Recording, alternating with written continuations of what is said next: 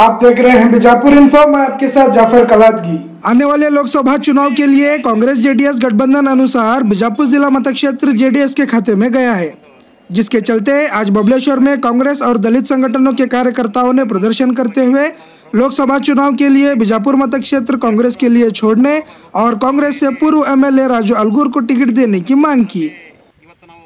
ಮುಂಬರುವ ಲೋಕಸಭಾ ಚುನಾವಣೆ ನಿಮಿತ್ತವಾಗಿ ಇವತ್ತು ಬಬಲೇಶ್ವರ ಒಂದು ದಲಿತ ಸಂಘಟನೆಗಳ ಒಕ್ಕೂಟದಿಂದ ಇವತ್ತು ಬಬಲೇಶ್ವರ ತಾಲೂಕಿನ ಸುತ್ತಮುತ್ತಲ ಗ್ರಾಮಸ್ಥರ ಪರವಾಗಿ ಇವತ್ತು ನಾವು ಬೃಹತ್ ಪ್ರತಿಭಟನೆ ಹಮ್ಮಿಕೊಂಡಿರುವ ಉದ್ದೇಶ 2019ರ ಮುಂಬರುವ ಲೋಕಸಭಾ ಚುನಾವಣೆಯಲ್ಲಿ ಬಬಲೇಶ್ವರ ಮತಕ್ಷೇತ್ರದಲ್ಲಿ ಇವತ್ತು ನಾವು ಪ್ರತಿಭಟನೆ ಹಮ್ಮಿಕೊಂಡ ಉದ್ದೇಶ ಏನಾಗಿತ್ತು ಅಂದ್ರೆ ಬಹುಶಃ ನಾವು ಎರಡು ಪೀಡ ಬಬಲೇಶ್ವರ ಮತಕ್ಷೇತ್ರ ಏನು ಬಿಜಾಪುರ ಜಿಲ್ಲೆಯ ಏನು ಇದು SC ಮೀಸಲು ಕ್ಷೇತ್ರ ಲೋಕಸಭಾ ಇದರಲ್ಲಿ ನಮ್ಮ ಪ್ರಬಲ್ಯ ಒಂದು ಆಕಾಂಕ್ಷೆಯಾಗಿರ್ತಕ್ಕಂಥ ಇವತ್ತಿನ ಈ ಹಿಂದಿನ ಸಂಸದರಾಗಿರ್ತಕ್ಕಂಥ ರಮೇಶ್ ಜಿಗಜಿಣಗಿ ಸಾಹೇಬರು 2 ಬಾರಿ ಇವ್ರನ್ನ ಈ ಜಿಲ್ಲೆಯಿಂದ ಆರಿಸಿ ತಂದೀವಿ.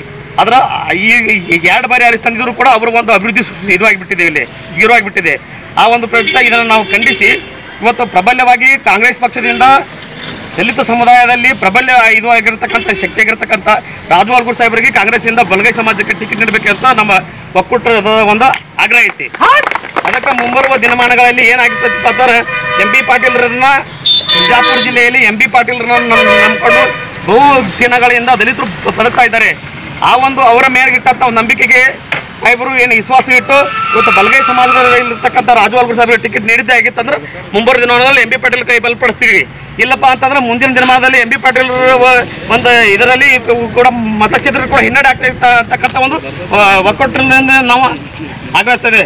ಅದರಂತೆ ನಾವು MB ಪಾಟೀಲ್ರ ಒಂದು ವಿಚಾರವಾಗಿ ನಾವು ಏನು ಅವ್ರನ್ನ ಗುರಿಯಾಗಿ ಮಾಡೋಲ್ಲ. ಅದಕ್ಕೆ KPCC ಅಧ್ಯಕ್ಷರಾಗಿರ್ತಕ್ಕಂಥ ದಿನೇಶ್ ಗುಂಡೂರು ಅವರಾಗಲಿ, ಕಾಂಗ್ರೆಸ್ಸಿನ ಮುಖಂಡರಾಗಿರ್ತಕ್ಕಂಥ ರಾಹುಲ್ ಗಾಂಧಿ ಅವರಾಗಲಿ ಈ ಎಚ್ಚೆತ್ಕೊಂಡು ಬಿಜಾಪುರ ಜಿಲ್ಲೆಯ ಸಂಸದರಾಗಿರ್ತಕ್ಕಂಥ ಜಿಗಜಿಣಗಿ ಸಾಹೇಬರು ನಮಗೆ 2 ಬಾರಿ ಅನ್ಯಾಯ ಮಾಡಿದ್ದಾರೆ. ಅದಕ್ಕೆ ದಲಿತ ಸಮುದಾಯದಲ್ಲಿ ಇನ್ನೊಂದು ಶಕ್ತಿ ಇದೆ, ಆ ಶಕ್ತಿಗೆ ಟಿಕೆಟ್ ಕೊಡಬೇಕಂತ ಎಲ್ಲ ದಲಿತ ಸಂಘಟನೆಗಳ ಪರವಾಗಿ ಬಬಲೇಶ್ವರದಲ್ಲಿ ನಾವು ಬೃಹತ್ ಪ್ರತಿಭಟನೆ ಹಮ್ಮಿಕೊಳ್ತಾ ಇದ್ದೀವಿ.